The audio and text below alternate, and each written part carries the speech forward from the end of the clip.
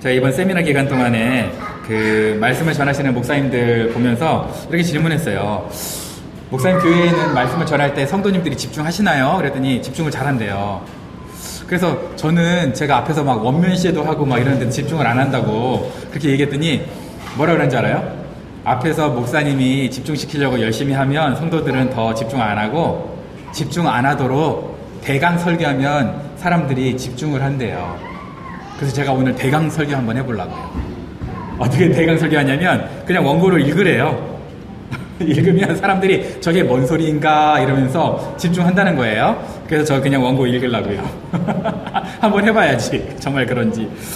근데 뭐 제 성품이 원래 그렇게 못해가지고 그냥 어려울 것 같고. 여러분, 한국에 공군 있잖아요. 공군, 하늘을 지키는 공군. 공군의 주력 전투기라니까 어렵죠, 단어가. 그냥 주로 쓰는 전투기를 말하는 거예요. 그게 뭔지 아세요, 여러분? F-16이래요. F-16이 제가 알기로는 탐캣인가 그런데 아닌가? 뭐 그럴 거예요, 그죠? F-16이라는데 풀 옵션으로 하면 이 F-16 전투기 한 대가 얼마인지 알아요? 한 대가? 1,000억 원이래요. 1,000억 원. 1,000억 원. 와, 그거 나 복권 당첨됐으면 좋겠다. 1,000억 원. 그지? F-16 하나 누구 줬으면 좋겠다. 그죠?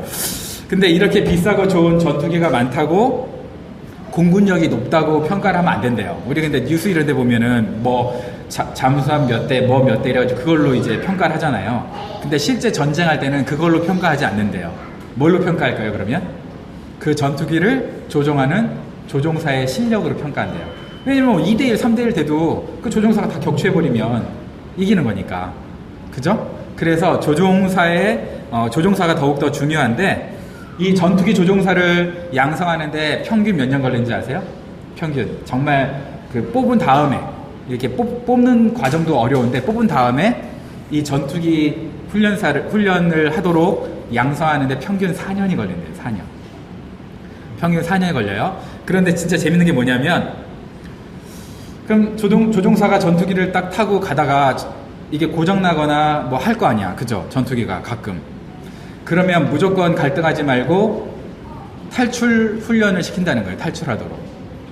1,000억 원짜리를 꼬라 박더라도 조종사는 살아나라는 거예요. 웃기지 않아요? 그죠? 근데 조종사를 훈련하는 데는 보통 얼마 드냐면 아무리 많이 들어봐야 5천만 원이 안 된대. 4년 동안 5천만 원이 안 드는데 그 1,000억 원짜리 전투기를 과감하게 버리고 너는 살아라. 이런 거예요. 그렇게 훈련 먼저 시킨대요. 그 세뇌 시킨대요. 여러분, 옛날에는요, 2차 세계대전 당시에 여러분들이 혹시 들어봤을지 모르는데, 가미까제라고요. 전투기를 가지고 같이 항공모함에 꼬라박아서 죽어라. 이렇게 이제 했거든요. 그죠? 옛날 사람들은. 근데, 최근이 아니죠. 불과 뭐 한 40, 50년 전에는, 그 전에도 이렇게 훈련을 안 시켰나 봐요. 근데 40, 50년 전에까지부터 이런 전투기 훈련 조종사들한테 네가 더 중요하다. 저 1,000억 원짜리보다 네가 더 중요하다. 라고 하면서 갈등하지 말고 네가 탈출했다고 너 군 재판소에 징계위원회에 회부하지 않을 테니까 네가 더 중요하니까 너 살아남아라. 라고 얘기하는 거예요. 물론 이제 지금은 최첨단 AI가 있어가지고 탑재돼서 전투기 조종사들이 거의 능력이 평준화됐대요. AI가 다 탑재돼서 미사일도 막 이제 유도탄 같은 거잖아요. 그러니까 지금은 다 전투기 조종사들의 실력이 고만고만하대요. 그래도 그 디테일에서 조금씩 달라지겠죠. 그죠? 디테일에서 조금씩 달라지는데, 어쨌든 공군력을 결정하는 것은 전투기 대수가 아니라 원래는 전투기 조종사의 실력이다라는 거예요. 자, 그러면 그렇다고 보면 여러분, 좋은 교회는 어떤 교회일까요? 좋은 교회. 목사님의 실력이 출중한 교회? 그러면 이제 여러분들은 누구한테 비난의 화살을 쏟겠다고 결정한 거예요? 담임 목사한테. 근데 그게 아니에요. 좋은 교회는 돈이 많고 멋진 예배당이 있고 교육관도 있고 프로그램 운영하고 주일학교도 잘 돌아가고, 그러면 좋은 교회라고 볼 수 있겠죠? 그런데 우리가 정말 예배에 많은 숫자가 모이고 좋은 교육관이 있고 돈이 있다. 그러면 좋은 교회일까요? 좋은 교회일까요? 그건 좋은 교회가 아니에요. 좋은 교회는 어떤 교회가 좋은 교회냐? 좋은 교회는 제자가 많은 교회예요. 다시 말해서 제자 밀도가 높은 교회예요. 그래서 제자 밀도는 제가 저한테 이 제자 밀도라는 단어를 쓰려면 저한테 여러분들이 로열티를 내야 돼. 왜냐하면 제가 먼저 발표를 했거든요. 논문에다가 제가 먼저 발표를 했기 때문에 제자 밀도 쓰고 싶다 그러면 저한테 돈 내야 돼요. 근데 어쨌든 베테랑 조종사들이 공군력을 결정하는 것처럼 제자들이 교회의 건강도, 그 교회의 수준을 결정하는 거예요. 물론 돈 있으면 좋죠. 돈 없다는 얘기가 아니죠. 건물 있으면 좋죠. 프로그램 잘 돌아가면 좋죠. 그게 나쁜 건 아니에요. 그런데 그보다 더 중요한 게 뭐냐? 제자들이 정말 어떤 정신을 가지고 교회를 섬기고 세상을 사느냐라는 거죠. 여러분 어떤 생각을 가지고 여러분에게 주어진 한계, 90년이라는 이 한정된 시간을 살아가십니까? 무엇을 가지고, 어떤 마음을 가지고? 그게 중요하다는 거예요. 교회를 평가할 수 있는 것은 그 교회의 한 사람 한 사람이 어떤 생각을 가지고 이 세상에서 살아가느냐, 제자로 살아가느냐라는 거죠. 그리고 교회 와서는 복음의 소비자가 아니라 생산자로서, 복음의 생산자로서 성숙하고 정말 본이 되는 삶으로 성도들에게 보여주면서 사느냐. 이게 좋은 교회의 특징이라는 거예요. 교회 딱 왔는데 나 뭐 해줘, 나 뭐 해줘, 나 뭐 해줘라는 사람이 당연히 있죠. VIP가 있으니까. 근데 그런 사람들로만 바글바글 하면 얼마나 힘들겠어요. 그죠? 그런데 하나님 영광을 위해서 서로가 간증 가득 담아서 와서 하나님 나에게 일주일 동안 이렇게 해주셔서 너무 감사합니다. 이래서 너무 감사합니다. 이런 사람들이 가득 차봐요. 그러면 얼마나 자랑이 되겠습니까? 그래서 그런 사람들을 뭐라 그러냐면 복음의 생산자라고 하는 거예요. 그걸 다시 말해서 제자 밀도가 높은 사람들이라고 하는 거죠. 제자 밀도가 높은 교회가 좋은 교회라는 거예요. 그럼 그 제자 밀도는 누가 높이느냐? 저와 여러분들이 높이죠. 저와 여러분들이 높이는데 특히 어떤 사람들이 제자 밀도를 높이는 사람들이냐? 교회 안에 리더라는 거예요. 자, 그래서 교회 안에서 우리 모두를 인도하는 사람들이에요. 누구에게? 예수님께 인도하는 사람들이에요. 그런 인도하는 사람들에게 성경은 뭐라고 얘기하고 있느냐? 순종하고 복종하라. 이게 복종과 순종이 같이 붙어 있어요. 그죠? 우리가 제일 교회에서 듣기 싫고 하기 싫어하는 단어 중에 1위가 뭔지 아세요? 1위, 순종이에요. 1위가 순종. 그러니까 우리가 벌써부터 순종이라는 단어 들으면 그냥 마음이 답답해져, 하기 싫으니까. 답답해져. 복종도 마찬가지예요. 복종은 더 하기 싫어. 강압적으로 들리잖아요. 강압적이거든요. 근데 우리 지금 뭐라고 얘기하고 있느냐? 인도하는 자들이니까 뭐 목사님일 수 있지만 오늘은 스승의 주일입니다. 목사님이 아니라 목자님들, 교사들에게 여러분 순종하고 복종하라는 거예요. 그분들에게 왜 순종하고 복종해야 되느냐? 너희 영혼을 위하여 경성이 너무 어려워요. 경성이 뭐냐면 지금은 그냥 결산 회개 그렇게 생각하시면 돼요. 그게 똑같은 밑에 청사가 나와 있어요. 그죠? 너희 영혼을 결산할 때 자기가 책임져야 될 사람으로 그렇게 살아간다라는 거예요. 근데 리더들을 보면 항상 그런 것만은 아니죠. 낙심한 리더들 보면 자포자기 해버린 사람들도 있어요. 그죠? 에이 나도 몰라. 그래서 갔더니 자포자기 한 사람들이 있는데 우리가 좋아하는 단어가 아닌 이 순종과 복종을 가지고 우리의 목자 목녀님들에게 어떻게 해야 된다는 거예요? 순종하고 복종하라는 거예요.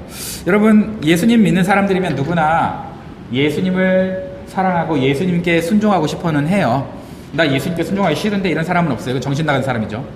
그죠? 그렇게 정신 나간 사람은 없는데 근데 여러분 예수님 눈에 보이나요? 안 보이나요? 안 보이죠. 그럼 여러분들이 눈에 안 보이는 예수님을 사랑하고 순종하는 그걸 우리가 어떻게 할 수 있어요?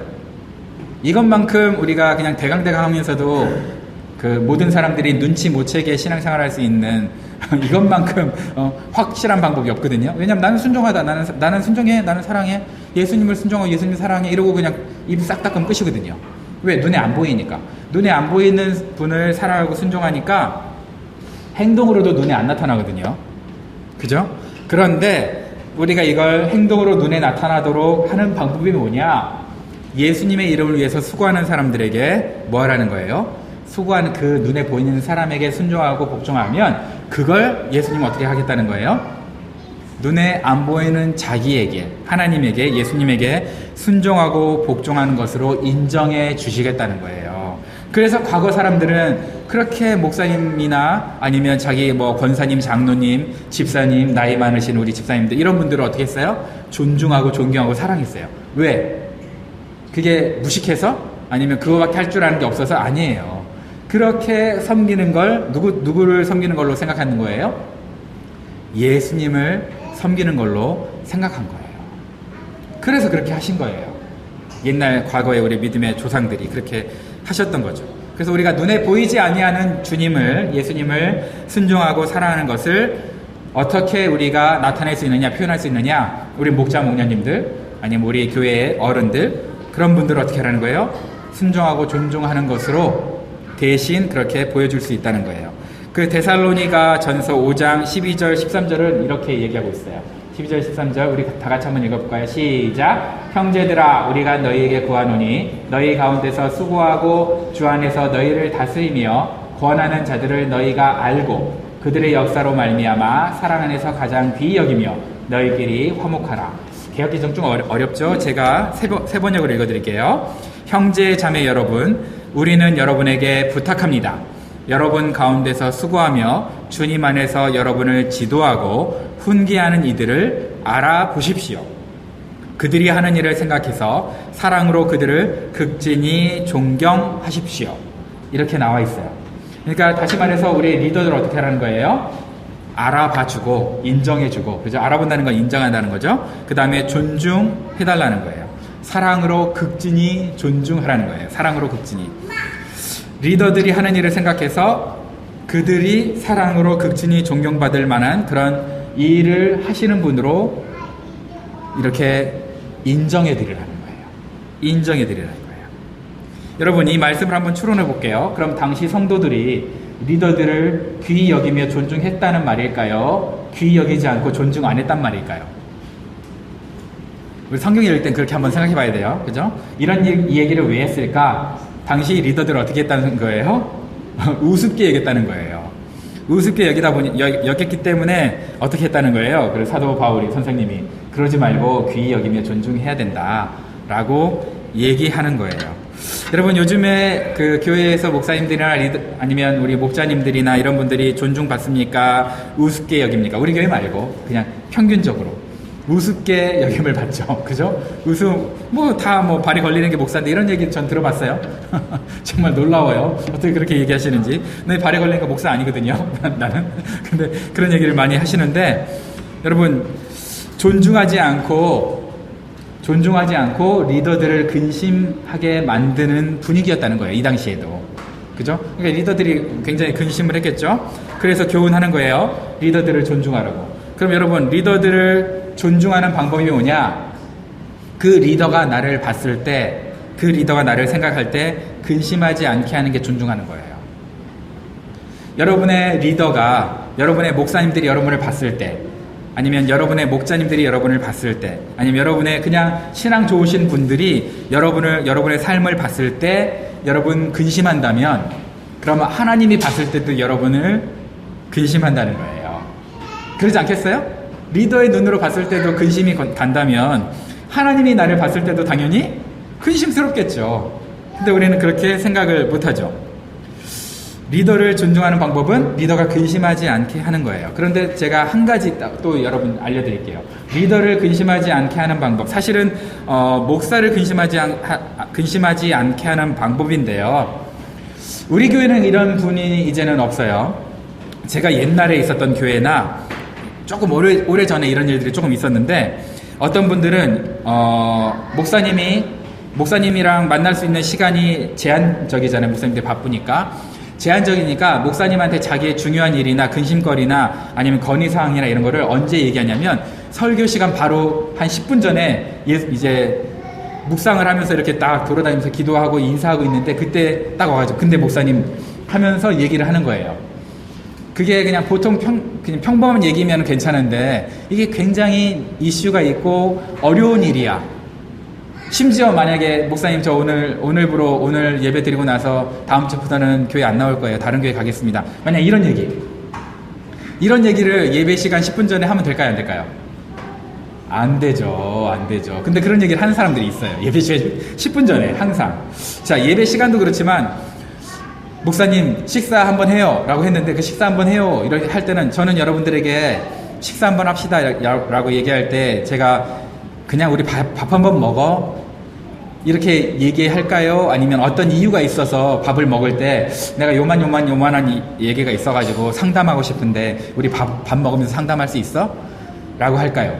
여러분 저를 이젠 아시죠? 제가 여러분 아무것도 없이 생뚱맞게 커피 한 잔에 아니면 밥 한 번 먹어 이러고 이유 없이 그런 적은 없죠? 그죠? 저는 상대가 궁금할까봐 갑자기 목사님 왜 밥 먹자 그러지? 궁금할까봐 우리 밥 한 번 먹을래? 내가 이런 게 있는데 상의하고 싶어서 그래 라고 저는 얘기를 하거든요. 근데 평신도들이 목사님 밥 한 번 먹어요 이러면 그냥 밥 먹자는구나 라고 생각하면 참 좋은데 목사들의 입장에서 그렇게 생각이 될까요? 안 될까요? 안 되죠. 이제 드디어 올 것이 왔구나. 교회로 옮기려나 보다. 이렇게 생각할 수 있거든요, 진짜로. 그래서 밴쿠버에 제가 친한 목사님들한테 몇 번 물어봤어요. 성도들이 말할 때 가장 덜컹 하는 말이 뭐예요? 라고 물어봤더니 밥 한 번 먹으래요. 목사님 식사 한번 하시죠. 여러분 밥 먹는 게 좋은 거예요? 나쁜 거예요? 좋은 거잖아요. 근데 목사님들이 밥 먹는 게 그렇게 좋은데 목사님 식사 한번 하시죠 라고 말할 때 이유를 얘기 안 해주면 벌써 올 것이 왔구나 라고 생각한다는 거예요. 목사님들이. 그죠? 그만큼 목사들이 어떻다는 거예요? 마음이 아프게 산다는 거예요. 여러분 근데 저는 그렇지 않으니까 여러분 괜찮습니다. 저에게 그렇게 오해하실 필요는 없어요. 저는 제 지정의를 하나님의 십자가의 못을 박았기 때문에 여러분 저는 그렇게 상처받지 않아요. 그런 일로. 그리고 심지어 정말 설교 5분 전에 목사님 저는 오늘 예배가 마지막이고 다음 주부터 다른 교회 갈 거예요 라고 얘기해도 저는 괜찮습니다. 그게 제 예배 시간이나 설교에 전혀 지장을 주지 않습니다.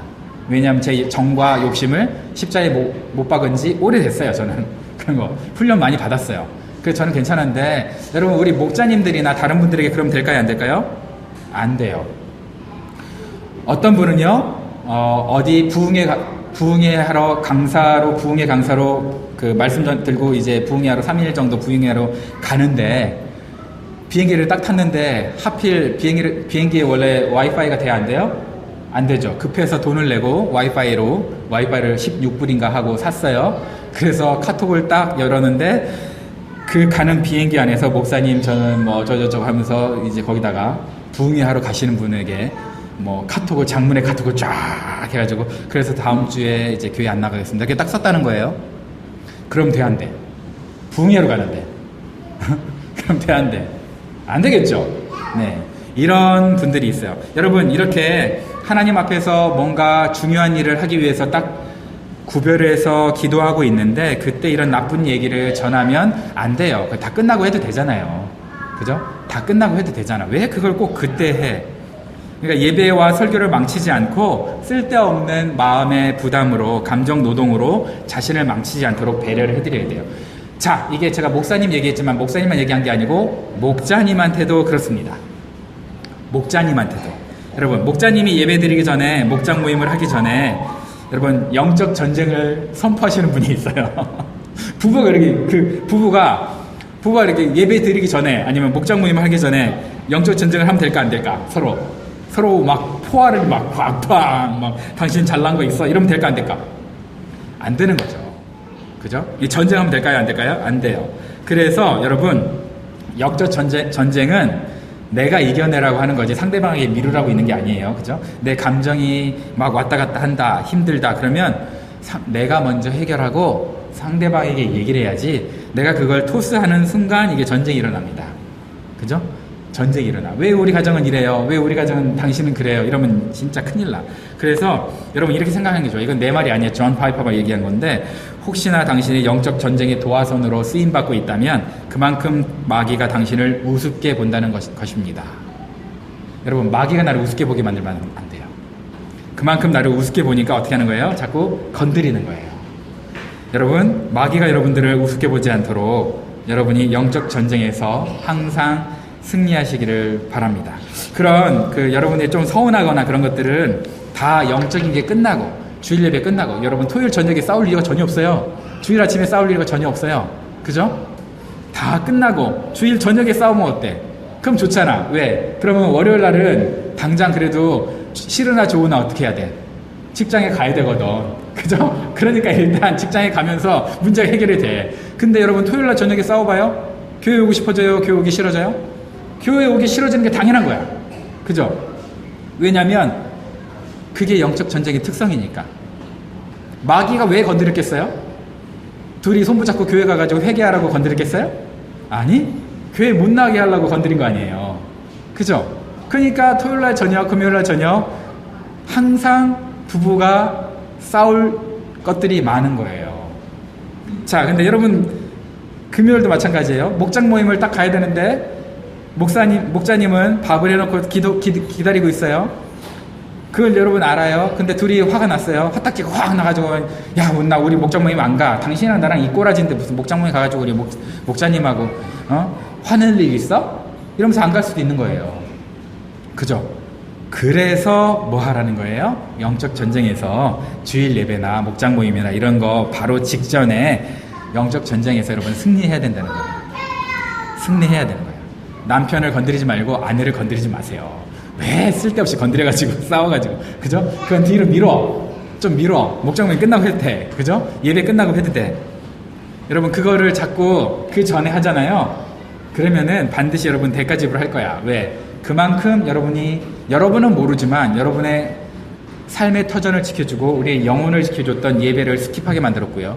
목장 모임을 스킵하게 만들었어요. 여러분 목장 모임과 예배가 안 중요할까요? 중요하니까 마귀가 건드리는 거예요. 그죠? 중요하니까 빠지게 만들려고 마귀가 건드리는 거예요. 그러면 여러분 그렇게 생각을 해야죠. 중요하니까 그런 거예요. 그래서 저와 여러분들은 정말 우리 목원들도 마찬가지지만 리더들을 배려해야 돼요.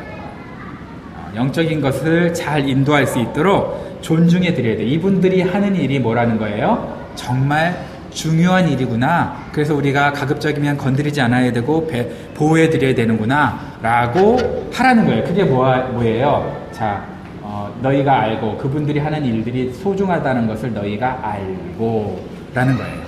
소중한 걸 알고 배려를 해드려야 되는 거예요. 어떤 목사와 성도가 이렇게 대화를 했어요.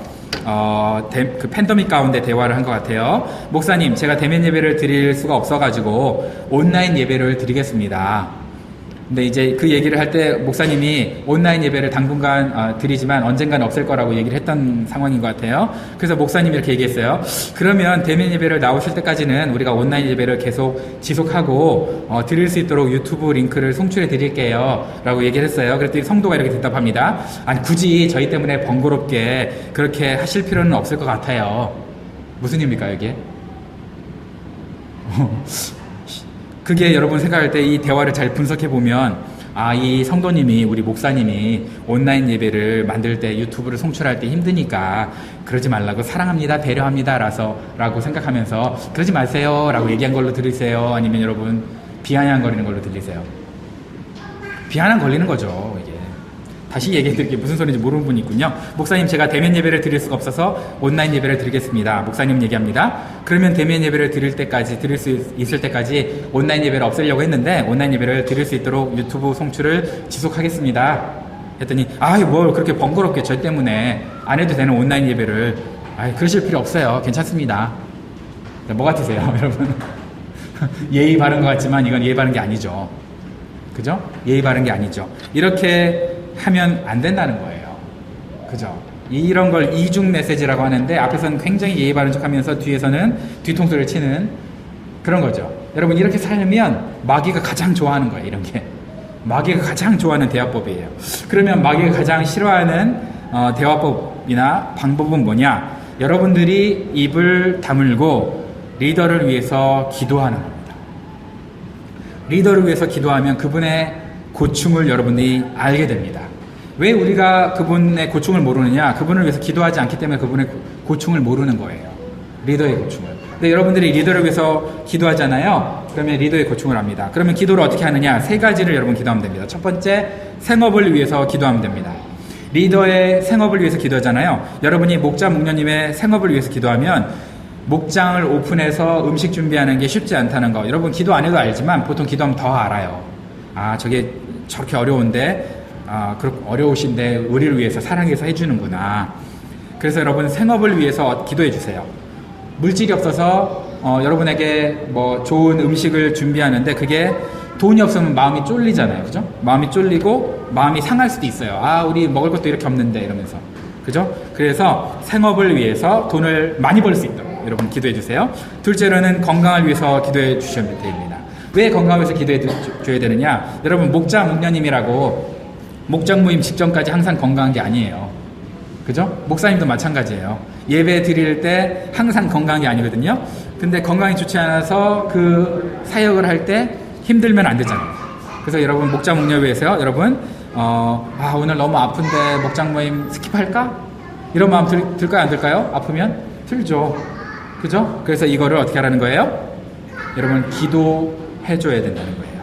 그리고 마지막으로는 목자 목녀님의 자녀를 위해서 여러분 기도해 주셔야 됩니다. 왜냐하면 자녀가 아프거나 문제를 일으키면 목장 모임 하고 싶을까요? 안 하고 싶을까요? 안 하고 싶죠. 그죠? 힘든데. 그래서 여러분들이 자녀를 위해서 기도해 주셔야 됩니다. 이렇게 세 가지를 여러분들이 꼭 기도해 주시고요. 그렇게 기도할 때 여러분들이 리더에게 순종하기가 쉬워져요. 왜? 이해할 수 있거든요. 근심하지 않도록 존중할 수가 있거든요. 우리가 이렇게, 그래서 우리가 리더에게 순종하고 복종하기가 쉬워집니다. 여러분 기도하면. 그런데 이 구절을 듣는 목원들은 그러면 기도해드리면 되는데, 그럼 목자 목녀님들은 어떻게 해야 될까요? 자, 목자 목녀님들 생각해 보세요. 이 구절을 너희를 인도하는 이 자들에게 순종하고 복종하라. 그들은 너희 영혼을 위하여 경성하기를 자신들이 청산한 자인 것 같이 하느니라 라고 했어요. 자, 그래, 우리 목원들은 우리 기도해드리면서 존중해드리면 되는구나. 근데 목자들에게도 이게 지금 얘기하고 있는 거잖아요. 목자 목녀들에게 뭐라고 얘기하고 있는 걸까요? 목원들이 니네 말 안 들을 거야 라고 얘기하고 있는 거잖아요. 그죠? 목원들이 너의 말 안 듣는 게 당연하다, 아니면 그게 비정상적이다 라고 얘기할까요? 지금 생각해 보세요. 목원들이 니네 말 안 듣는 거 당연해 라는 게 지금 여기 내포되어 있는 거잖아요. 그죠? 목원들이 우리 말을 안 듣는 게 당연하다는 거예요. 그래서 목원들이 불순종하고 나를 근심시키는 게 당연하니까 어떻게 하라는 거예요? 때려치라는 거예요? 인내하라는 거예요? 인내하라는 거예요. 그래서 우리가 인내해야 된다는 거예요. 리더들이 최선을 다하면 열매가 없어 보이고, 그리고 실망할 때도 있고 지치기도 합니다. 우리가 열심히 한 대로 열매가 좋은 건 아니에요. 뭐가 문제일까 고민일까 기도하면서 결국은 자기를 탓해요. 리더들은 자기를 탓하지 남을 탓하진 않아요. 그죠? 그러면서 내가 더 성장하면 우리 목원들도 성장하리라 그러면서 자기가 성장하겠다고 결정하고 기도하거든요. 그 환경도 바꿔보고 하는데, 그런데도 불구하고 목원이 성장할까요 안 할까요? 성장 안 해요. 성장 안 해. 성장했으면 지금 사도 바울이 이렇게 썼겠어요, 성경으로. 그죠? 성장을 안 해요. 안 하는데 그럴 때 정말 리더들이 포기하면 안 된다는 거예요. 자기 인생에 충실하면서 영적인 생활을 하면서 뭐 예배 생활 열심히 하고 목장에 열심히 나오는 사람이 많을까요? 많지 않을까요? 많지 않죠. 많지 않으니까 성경에 이렇게 나와 있어요. 그죠? 그러면 때려치고 싶죠. 나 몰라라 포기하고 싶죠. 그런데도 그러면 될까요? 안 될까요? 안 되는 거예요. 안 되니까 이렇게 얘기하고 있어요. 성경에서는 우리 리더들에게 자신을 의의 병기로 드리기를 힘쓰라 라고 얘기하고 있어요. 자기 자신을 의의 병기로 드리기를 힘쓰라. 그러면서 본을 보이라는 거예요. 왜냐하면 그 방법 밖에는 목원들이 변화할 수 있는 방법이 없어요. 목원들은요, 남이 변하지 않는다고 자기의 삶을 이렇게 변화시키려고 열심히 노력하는 사람들은 없고요. 남이 변하지 않는다고 손가락질만 해요. 목원들은 원래 그런 사람이에요. 쟤도 안 변하는데 뭐 난 이 정도면 됐지 뭐. 상대 비교를 하는 사람들이 목원들이에요. 그래서 저 사람보다 조금만 낫거나 조금만 떨어진다고 생각하면 그냥 괜찮다라고 생각하는 사람들이 목원들이에요. 그런데 리더는 그런 목원들을 데리고 어떻게 해야 된다는 거예요? 본을 보이면서 살아가야 된다는 거예요. 그럼 어떻게 리더로 하여금 근심하지 않도록 할 수 있을까? 어떨 때 리더는 근심할까? 이걸 우리 목원들이 좀 생각해 주면 좋겠다는 거죠. 그럴 때 이 목원들이 자기 자신을 목자의 마음으로 마음과 마음이 연결되고, 그래서 목자를 더 이해하고 자기도 목자로 성숙할 수 있는 기회가 되죠. 리더들의 근심하는 이유는 아까 전에 제가 기도 부탁을 했던 게 의식주에 관계돼 있었죠. 리더들이 근심하는 이유는 의식주 문제도 있죠. 그런데 가장 크게 근심하는 것은 목원들이 신앙 안에서 서지 못할 때 근심합니다. 여러분, 목사는 어떨 때 가장 근심할까요? 우리 모든 성도님들이 가난하고 병에 걸리고 아프고 고난을 겪는 거 당연히 근심스럽죠. 그런데 그거보다 더 큰 근심은 뭐냐면 이분들이 과연 하나님 앞에 신앙생활 잘했다라고 칭찬받을 수 있을까? 라고 정죄가 아니에요. 이거는 그렇게 질문을 했을 때 아닌 것 같다라고 평가가 내려지면 근심이 시작돼요. 아, 저런 모습은 아닌 것 같은데. 왜냐하면 자기 자신이 뭐라고 생각하니까 내가 저분들이 신앙생활을 잘 하도록 청산할 때, 회개할 때 칭찬받는 사람이 되도록 도와줬어야 되는데 이게 우리의 목적이잖아요. 근데 나는 그렇게 한다고 했는데 저분이 정작 하나님 앞에 딱 섰을 때 칭찬받기는커녕 막 엄청 혼나고 있어. 그러면 내가 아이고 내 말 안 듣더니 이렇게 혼날 줄 알았어, 이럴까요? 안 그러겠죠. 그럴 사람이 무슨 목사가 그런 목사가 어딨어. 내 말 안 듣더니 지옥 가고 참 시원하다? 만약에 목사가 그런 얘기를 한다 그러면 그거는 썰케즘이에요. 천국 가길 바랬는데 저렇게 타락을 해버렸으니 안타깝다, 이거지. 진짜 시원하다 이러겠어요?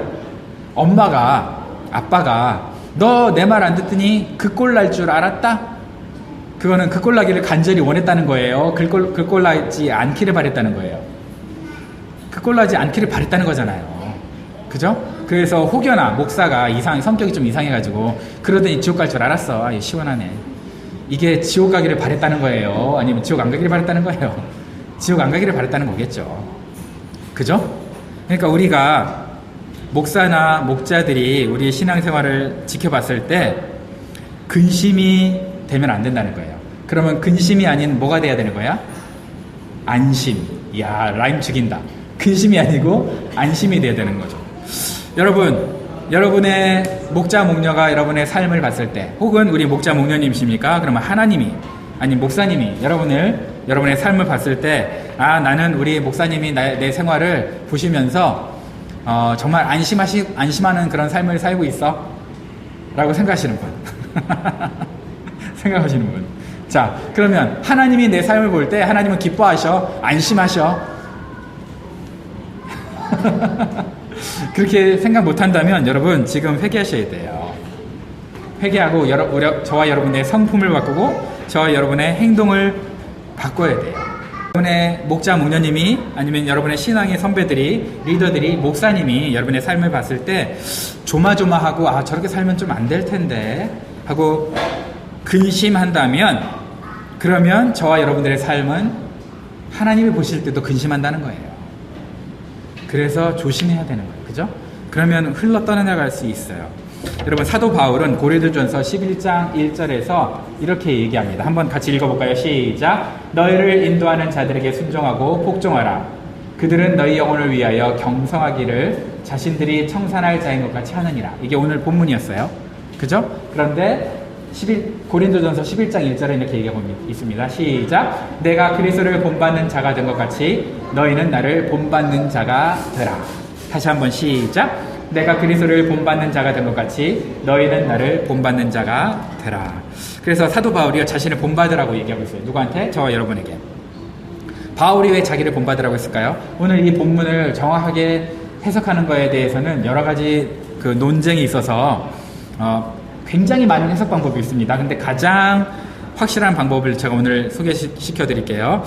바울이 자신감이 넘쳐서 자기는 모든 죄를 다 끊고 성령으로 충만해가지고 자신감이 넘쳐서 야, 내가 사는 것처럼 너희도 나처럼 살아, 나를 본받아봐 라고 얘기하는 것처럼 보이죠? 그죠? 근데 그게 아니라는 거예요. 자기가 정말 멋지게 살아서 교만해진 걸까요? 바로 그게 아니에요.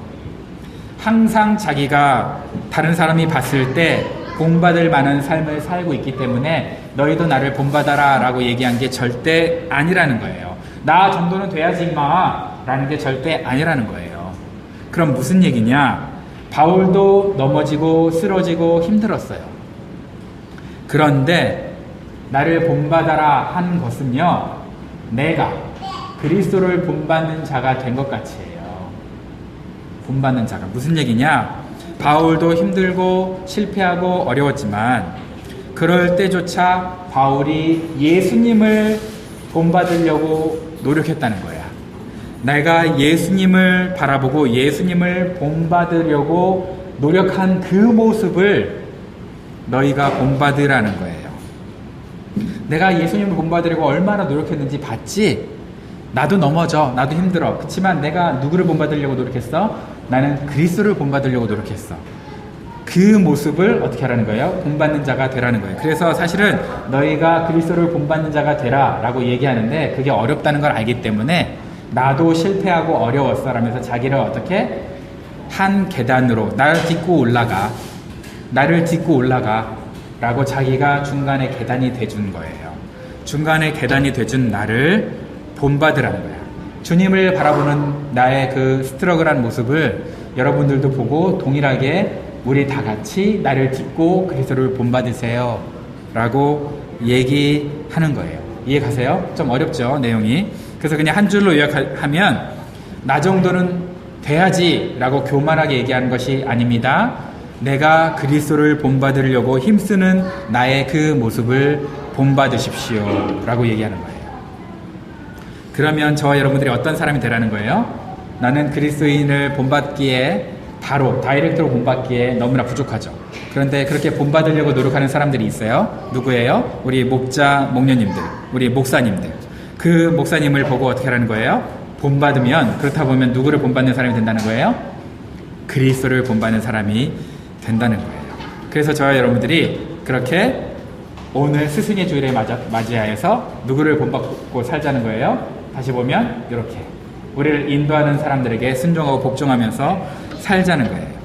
그게 오늘 설교의 핵심이에요. 여러분, 복음을 받아들이면, 여러분이 복음을 받아들이면 예수님의 삶이 우리 안에 들어와요. 그걸 우리는 다른 말로 예수님의 DNA라고 해요. 예수님의 DNA. 우리의 DNA는 죄성밖에 없죠. 정말 망가지는 DNA죠. 그런데 그 DNA가 누구 DNA로 바뀌냐면 예수님의 DNA로 바뀌어요. 예수님의 DNA가 내 안에 이식이 되는 거야. 그래서 내 삶에 뿌리를 내립니다. 그러면 내가 예수님이 없으면 콩심대 콩나고 파심대 판난다 했을 때 죄인이기 때문에 죄밖에 안 나와요. 그런데 내가 예수님의 DNA로 함께하면, 내가 예수님의 DNA로 교체가 되면 콩심대 콩나고 파심대 판난다. 그럼 예수님이 나겠죠. 내 삶 가운데. 복음이 나를 온전히 변화시켜 가겠죠. 내 DNA 안에서. 그걸 뭐라 그러냐면 복음의 자기 완결성이라 그래요. 굉장히 어려운 단어인데 복음의 자기 완결성. 무슨 얘기냐? 내가 예수님의 복음에 나를 내어드리는 순간, 항상 매일매일 삶 가운데 복음의 DNA에 나를 내어드리잖아요. 그럼 그 DNA가 나를 자꾸 예수님 모습으로 만들어 간다는 거예요. 그래서 복음을 받아들인 인생은 결국 복음의 열매를 맺게 돼요. 저와 여러분들이 복음의 열매를 맺게 돼 있어요. 그게 쉬운 거예요. 근데 어렵다고 생각하면서 복음을 여러분들이 자꾸 거부하니까 어떻게 되는 거예요? 자꾸 힘든 거예요. 근데 항복하면 돼요. 말씀에 항복하고 복음에 항복하고 예수님께 항복하면요, 결국은 그 복음을 우리가 어디로 가게 만들어요? 하나님의 나라로 가게 만드는 게, 그게 여러분, 콩을 심었는데 콩이 나는 게 막 어려워가지고 콩이 막 콩 심는 게 막 콩이 나는 게 막 어려워 죽겠어 이러면서 막 나는 거 봤어요? 그렇지 않아요. 근데 저와 여러분은 또 동일한 복음을 받아들였는데, 예수님의 생명을 받아들였는데 왜 이렇게 예수님 닮아가는 게 힘들어 죽겠어 이러는 것 같아요? 왜? 그렇지 않다는 거예요. 원래 예수님 받아들이면 어떻게 된다는 거예요? 예수님 닮아가는 게 쉽다는 거예요. 근데 우리의 삶을 보니까 이게 뭐 쉬워 보이질 않지. 왜 그래요? 왜 그래? 자꾸 예수님의 DNA한테 여러분들이, 예수님의 복음에 여러분들이 항복하는 게 없어서 그래요. 쉬워요, 여러분. 복음은 쉬운 거예요. 쉬워. 저는 여러분 쉽게 목사로 섬기는 것 같습니까? 겁나 어려워 죽겠는데 그냥 목사하는 것 같습니까? 쉽게 하는 것 같지 않으세요? 내가 잘못 살았구나. 쉬워요. 쉬워. 정말 쉬워. 쉽습니다, 여러분. 그래서 이걸 뭐라고 얘기하냐면 복음의 해피엔딩이라고 합니다. 저와 여러분들은 복음의 해피엔딩으로 그냥 셋 돼 있어요. 순종하며 즐겁게 그 길을 걷다 보면 어떻게 되는 거예요? 결국 하나님 나라에 가는 거고요. 예수님처럼 닮아가는 거고요. 그래서 예수님이 승리하는 그 승리의 삶이 저와 여러분의 삶 가운데 결말이 그렇게 돼 있다는 거예요. 그게 요한계시록이에요. 결말이 하나님의 나라로 가게 돼 있다는 거예요. 그래서 성경은 오늘 이렇게 얘기하고 있는 거예요. 여러분, 히브리서 13장 7절에 이런 말씀이 있어요. 말씀을 일러주고 인도하던 리더들, 여러분에게 말씀을 일러주고 인도하던 리더들의 행실을, 결말을 주의하여 보십시오. 여러분, 목자, 목녀들의 아니면 리더들의 행실을, 결말을 주의하여 보십시오. 그리고 그들의 믿음을 본받으십시오. 이랬어요. 그들의 믿음을 본받으십시오. 그 얘기는 뭐냐면 우리 리더들이 아니면 모든 성도들이 복음을 받아들이면 그 복음이 우리 삶을 결국은 어떻게 한다는 거예요? 행실과 결말이 다른 사람들이 본받도록 변화된다는 거예요. 그게 정상이라는 거예요. 그게 진짜 정상이에요. 쉬운 거예요. 어떻게 하면? 우리가 예수님을 본받으려고 노력했던 사도 바울의 모습을 우리도 본받으면, 그리고 우리가 그 밑에 또 계단이 하나 되는 거예요. 다른 사람들이 우리를 본받으면서, 사도 바울을 본받으면서, 그러면서 누구를 본받는 거예요? 결국은 예수님을 본받는 삶이 되는 거죠. 사랑하는 성도 여러분, 저와 여러분들의 삶이 말씀을 일러주고 인도하던 리더들 행실의 결말을 주의하고 보라 했을 때 우리의 삶을 주의하여 보라 라고 얘기할 수 있을 정도의 삶이 돼야 되지 않겠어요? 그죠? 우리 케라가 엄마 아빠의 삶을 볼 때 나도 우리 엄마 아빠의 삶으로 나 본받아야지. 그러면 그게 결국은 누구의 삶으로 가는 거예요? 사도 바울의 삶으로 가는 거고, 그리고 그게 결국 누구의 삶으로 가요? 예수 그리스도의 삶으로 가는, 그렇게 조금씩 본받다 보면요 우리 안에 DNA가 있다니까요. 복음 DNA가 우리를 누구로 만들어요? 결국은 예수님의 모습으로 만들 거예요. 우리 케라도 결국 예수님의 모습으로 만들 거예요. 왜? 케라 보세요. 누구 닮았어요? 엄마 아빠 닮았죠? 그죠? 왜 그래요? 엄마 아빠의 DNA가 있거든요. 그럼 저와 여러분들은 누구 닮았을까요? 예수님은 닮았죠. 왜? 복음의 DNA를 받아들였으니까. 똑같은 거예요. 어려운 게 아니에요. 우리가 살아가는 게. 사랑하는 성도 여러분, 여러분이 본이 되고 본받는 삶은 어려운 게 아닙니다. 결코 어려운 게 아닙니다. 왜 어렵냐? 여러분이 복음 DNA를, 지금 예수님의 DNA가 여러분 세포 안에 들어와가지고 자꾸 바꾸려고 그러는데 이걸 억압하는 거죠. 그러지 마세요. 제발. 제발 안 그랬으면 좋겠어요. 이러니까 콩 심었는데 콩이 안 나지. 팥을 심었는데 팥이 안 나지. 지금 날라고 그러는데. 그죠? 가만 항복만 해도 하나님 항복합니다 해도 돼요. 그거의 첫걸음 알려드립니다. 리더를 존중하고 리더를 위해서 기도하십시오. 두 번째 걸음은 사실 또 있습니다. 근데 설교가 길어질까봐 여기까지만. 두 번째 걸음, 매일 큐티 하십시오. 5분이면 됩니다. 5분. 왜냐하면 매일 큐티에서 하나님 말씀을 안 듣는데 도대체 뭘로 내가 변하겠어요? 그죠? 죄가 이기는데. 죄가 이기는데. 안 변하지. 하나님이 이겨야지. 매일매일. 그죠? 그래야 예수님의 모습으로 콩 심는데 콩 나죠. 예수님 심었으니까 예수님 나는 거죠. 예수님이 날 수 있도록 여러분 기도 말씀하는 겁니다.